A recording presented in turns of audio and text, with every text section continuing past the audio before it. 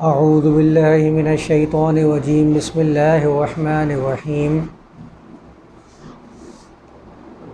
آج 14 اپریل 2023 ہم اپنے درس کا سلسلہ جہاں ہم نے اس کو منقطع کیا تھا سورۃ البقرہ کی آیت نمبر 29، اسی سے دوبارہ جوڑتے ہیں، اور جو آیت میں وَيُزَكِّيهِمْ کا لفظ رہ گیا تھا اس کو ہم دیکھ لیتے ہیں۔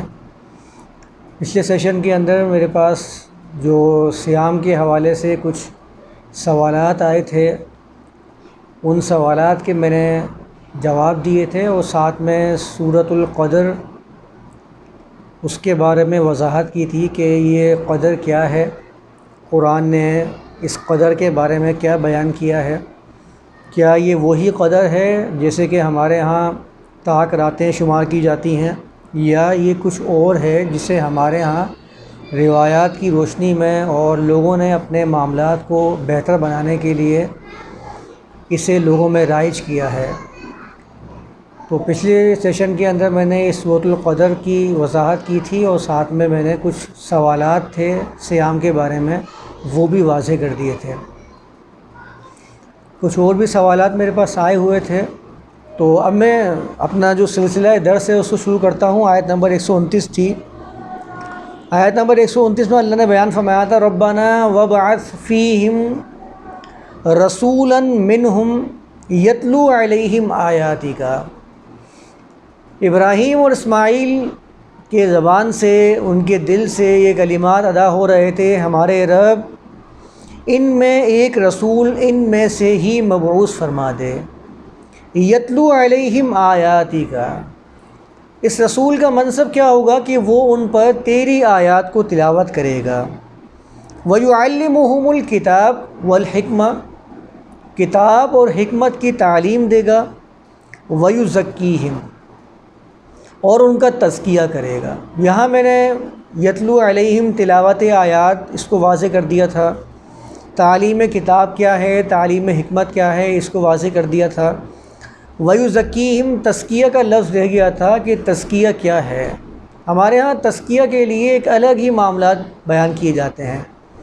تزکیہ یعنی کہ یہ ہے کہ آپ اپنے نفس کی نشو نما کیجئے، اور اپنے نفس کی نشو نما کے لیے آپ کو عام معاشرے سے کٹ کر کہیں پہ چلہ کشی کرنی پڑے گی، جنگلات میں نکل جانا پڑے گا، اللہ کے ورد کرنے پڑیں گے، یا مختلف ایسے معاملات کرنے پڑیں گے جس کی قرآن سے کوئی سند نہیں ملتی ہے۔ یہ خود ساختہ کلمات ہوں گے، خود ساختہ یہ افعال ہوں گے جن کو ادا کرنے کے بارے میں، ان کے بارے میں آپ کو وہ لوگ بتائیں گے جن کو آپ مقدس سمجھتے ہیں۔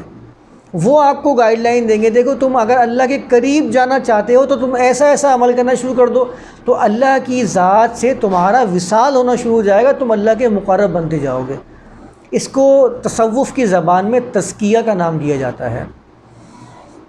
وَيُزَكِّيهِمْ کا اگر مادے کی طرف جائیں گے تو اس کا مادہ زا، کاف اور یا، زکا سے تزکیہ بنا ہے، اور اسی سے زکوٰۃ کا لفظ قرآن نے استعمال کیا ہے۔ زکوٰۃ کو اگر مختصر میں بیان کروں، اس لفظ کے زکوٰۃ، تزکیہ، زکوٰۃ کیا ہوتی ہے، تو اس کو ایسے سمجھ لیں کہ ایک بیج کا اپنے مختلف مراحل طے کر کر ایک تناور درخت تک پہنچ جانا، پورا ایک پروسیس ہوتا ہے۔ آپ جب بیج کو بوتے ہیں تو پورا ایک پروسیس طے کرتے ہوئے وہ ایک تناور درخت بن جاتا ہے۔ اس پروسیس تک پہنچنے کے بعد، درخت بننے کے بعد، جب وہ درخت اپنا پھل لے کے آنا شروع کر دے، اس تمام پروسیس کو عربی زبان میں زکوٰۃ کہتے ہیں۔ گروتھ کرنا، نشو نما کرنا، جو نتیجہ حاصل کرنا چاہتے ہیں وہ نتیجہ حاصل ہونا شروع ہو جائے، اس طریقے سے اسٹیج بائی اسٹیج کسی کی آپ نشو نما کرتے رہیں۔ عربی زبان میں اس کو زکوٰۃ کہتے ہیں۔ قرآن میں یہ زکوٰۃ اسی معنی میں استعمال ہوئی ہے۔ تو قرآن نے زکوٰۃ کے بارے میں اس طرح سے بیان کیا ہے۔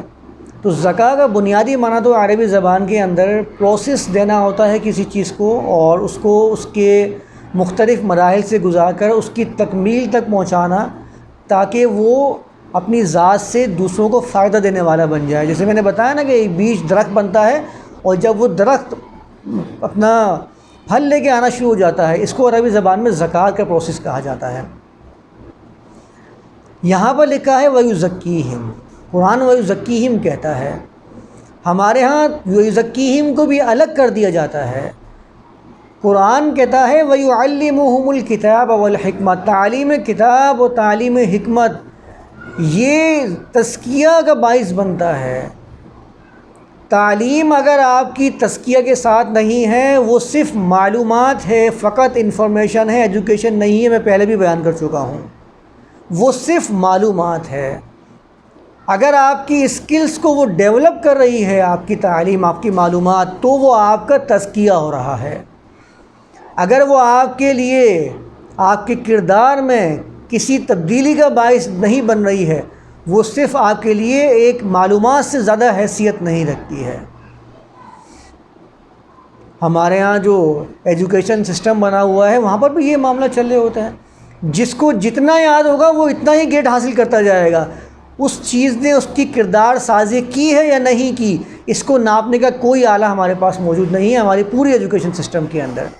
ہمارے ہاں ذہانت کا امتحان لیا جاتا ہے، آپ کو اتنا دے دیا گیا ہے، آپ نے کتنا یاد کیا ہے، اس کی بنیاد کے اوپر آپ کو اپ گریڈ کرتے چلے جائیں گے۔ آپ کی کردار سازی میں کتنا اس نے اثر کیا ہے، اس کے بارے میں آپ سے کوئی نہ تو جواب لیا جائے گا، نہ ہی آپ کا جائزہ لیا جائے گا۔ کھانا تو آپ کچھ بھی کھاتے رہیں، آپ کے جسم کا حصہ کتنا بن رہا ہے، اصل چیز یہ دیکھی جاتی ہے۔ آپ کو وہ چیز کھانی چاہیے جو آپ کے جسم کا حصہ بن کے آپ کے لیے فائدے کا باعث بنے۔ معلومات دیے جا رہے ہیں اور تزکیہ نہیں ہے۔ رسول کیا کرتا ہے؟ رسول تعلیم کتاب کرتا ہے۔ وہ تعلیم کتاب لوگوں کے کردار کو بہتر بناتی ہے، ان کی کردار سازی کرتی ہے، ان کی کریکٹر بلڈنگ کرتی ہے۔ میں نے کہا نا کہ اگر تعلیم کتاب تعلیم حکمت کے ساتھ تزکیہ کو آپ ہٹا دیجئے، وہ صرف معلومات تو ہو سکتی ہے، وہ آپ کے لیے با کردار شخصیات کو تیار نہیں کر سکتی ہے۔ وَيُزَكِّيهِمْ، اور ان کی کردار سازی کرتا ہے، ان کے اندر وہ اسکلز ڈیولپ کرتا ہے جس کی وجہ سے وہ ایک مکمل معاشرے، بہترین معاشرے کی صورت میں سامنے آتے ہیں۔ وَيُعَلِّمُهُمُ الْكِتَابَ وَالْحِكْمَةَ، ہمارے ہاں کردار سازی کی بات تو کرتے ہی نہیں ہیں، ہمارے یہاں تو فقط شخصیت کی ملمہ سازی ہوتی ہے۔ میری پرسنالٹی کتنی زیادہ متاثر کن ہے، میرا کردار چاہے کتنا ہی گھناؤنا کیوں نہ ہو، میں اپنی شخصیت کو بہتر سے بہتر بناؤں، اس میں بڑا فرق ہوتا ہے۔ شخصیت اور کردار کے اندر بہت فرق ہے۔ شخصیت تو وہ ہے کہ جو آپ لوگوں کے سامنے ظاہر کر رہے ہوتے ہیں اپنے الفاظ سے، اپنے لباس سے۔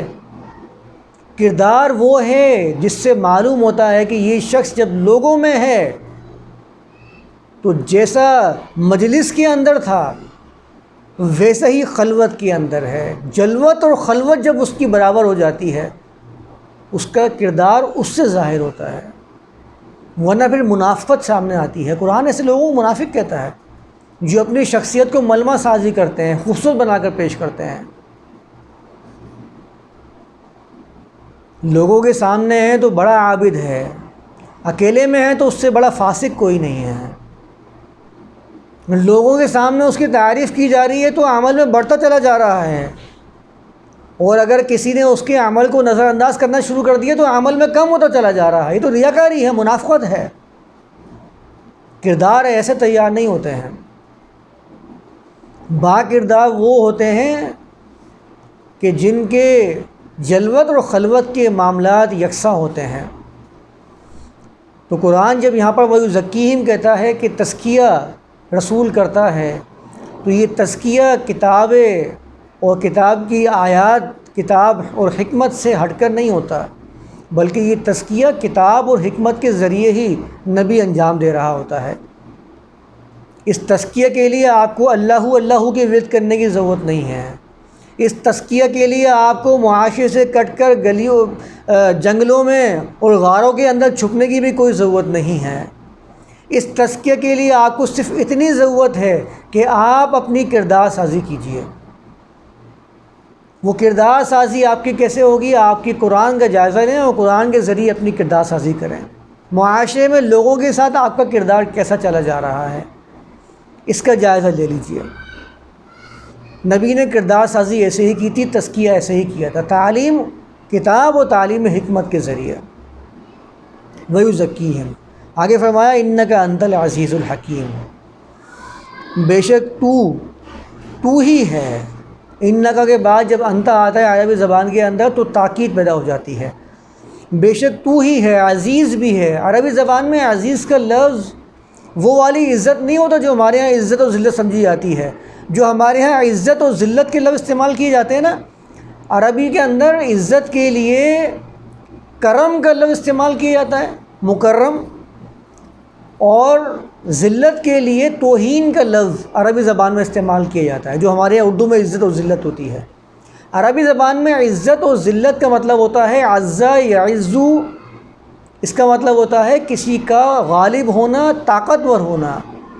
اور جب ذلت کا لفظ استعمال کیا جاتا ہے وہ تو ذل من تشاء قرآن نے استعمال کیا ہے، تو ذلت کا لفظ استعمال کیا جاتا ہے کمزوری کے لیے۔ جب قرآن کہتا ہے کہ ابراہیم نے کہا اِنَّكَ أَنْتَ الْعَزِيزُ الْحَكِيمُ، بے شک تو ہی عزیز ہے، طاقتور ہے، طاقت رکھنے والا ہے، لیکن طاقت رکھنے کے بعد اس طرح سے حکم نہیں کرتا جس طرح ڈکٹیٹر کرتا ہے کہ اپنی طاقت کا مظاہرہ کرنا شروع کر دے۔ تو ایسا بھی نہیں ہے، تو حکیم ہے، اس طاقتور ہونے کے باوجود حکمت بیان کرتا ہے، حکمت کے ساتھ لوگوں کے درمیان فیصلہ کرتا ہے۔ تو لا اکراہ فی الدین نہیں کرتا کہ تو بہت طاقتور ہے تو جو چاہے جس کو منوا دے، تو ایسا نہیں کرتا۔ تو لوگوں کو اختیار بخشتا ہے، فمن شاء فلیؤمن ومن شاء فلیکفر، اس کا ببانگ دہل اعلان کرواتا ہے نبی کے ذریعے۔ اتنا طاقتور ہونے کے باوجود تو لوگوں کو با اختیار بناتا ہے، تو لوگوں کو بھی مسلط نہیں کرتا۔ یہی تو تیری ربانیت ہے، تیری رحمانیت ہے۔ تو عزیز بھی ہے، طاقتور بھی ہے، لیکن حکمت کے ساتھ بیان کرتا ہے، ہر چیز کو ایک قانون کے ساتھ تو نے باندھا ہوا ہے۔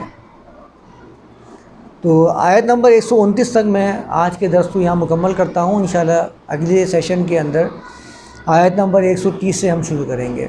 وما علینا الا البلاغ۔